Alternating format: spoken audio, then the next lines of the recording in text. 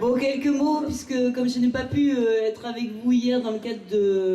du débat sur l'actualité, je voulais revenir quand même sur le processus de lutte qu'on a engagé depuis plusieurs semaines maintenant, autour évidemment de la lutte contre les ordonnances Macron-Pénicaud, mais également pour un autre projet de société autour de nos campagnes revendicatives. Ça, c'est aussi extrêmement important et de nature à mobiliser plus massivement les salariés. C'est un processus, on se l'était dit, de longue haleine, qu'on a voulu organiser dès avant les vacances estivales, avec comme premier grand rendez-vous le 12 septembre, et je sais qu'il y avait une forte mobilisation le 12 septembre dans l'Allier, mais on s'est dit que c'était un processus qui devait s'engager sur plusieurs semaines, sur plusieurs mois, qu'il devait s'appuyer sur ce qu'on appelle, nous, dans notre jargon syndical, l'ancrage à l'entreprise, c'est-à-dire aller voir au plus près nos collègues salariés pour échanger avec eux et les conduire à décider de la grève, que c'est un processus de lutte qui est aussi engagé autour de la question de la convergence des luttes, parce qu'on est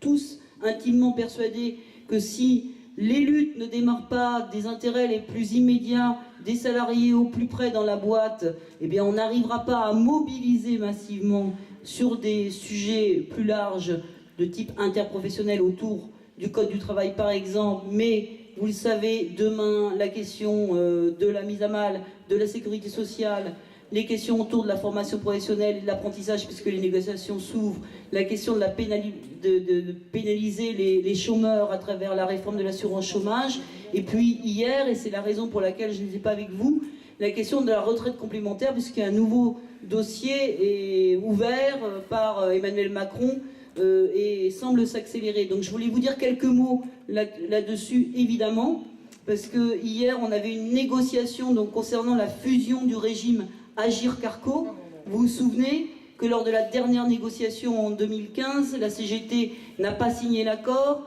et que cet accord prévoyait une baisse extrêmement importante des pensions complémentaires par la fusion même des régimes. En moyenne, on pense à une baisse autour de 9% immédiate à cause de la fusion des régimes donc, qui sont en train de se mettre en place et qui vont être effectifs au 1er janvier 2019. Depuis cette baisse programmée, autour d'un régime qui va être nouvellement créé déficitaire, eh bien, il y a une nouvelle volonté du patronat et de l'État de pouvoir encore agir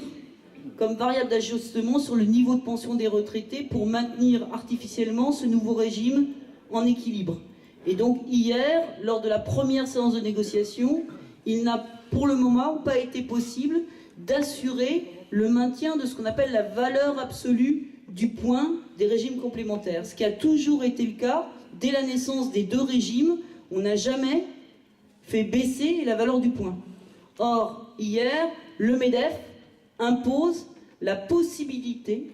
dans les années qui viennent, de faire baisser le rendu donc, de la valeur du point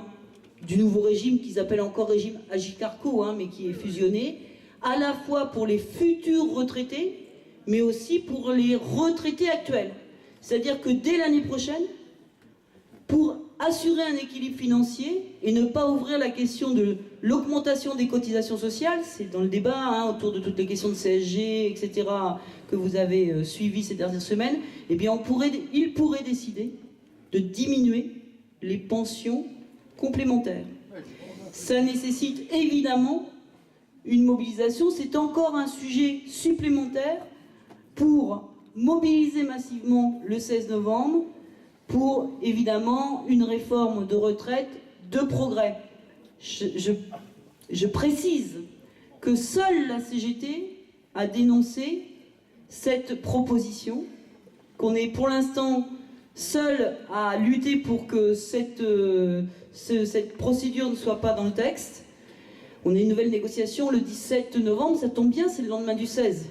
Donc plus on sera mobilisé et plus on va faire monter le rapport de force, plus on va peut-être conduire d'autres organisations syndicales à engager le 16 avec nous dans une lutte globale, à agir différemment autour de la table de la négociation le 17. Donc je voulais attirer votre attention là-dessus parce que ça présage du contenu de la future réforme Macron sur le régime universel de retraite. Vous savez qu'il a nommé Delevoye comme haut commissaire à la retraite, que Delevoye veut accélérer la présentation du projet d'ici décembre, c'est-à-dire d'ici le mois prochain, il devrait y avoir annonce des premiers projets de retraite universelle, de fusion donc des régimes autour de comptes nationaux à points. Et évidemment, le contenu de la négo du régime complémentaire va être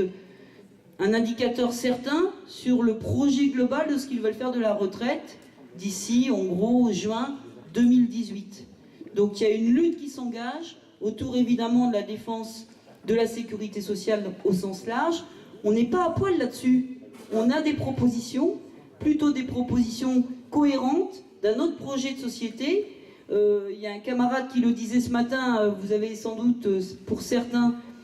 été voir la sociale, participer à la journée justement organisée par l'UD autour du débat autour de la sociale. Vous avez peut-être pris connaissance cette semaine de l'arrivée dans vos syndicats du peuple spécial protection sociale autour de la campagne CGT. Donc tout ça, ce sont des outils de nature justement à construire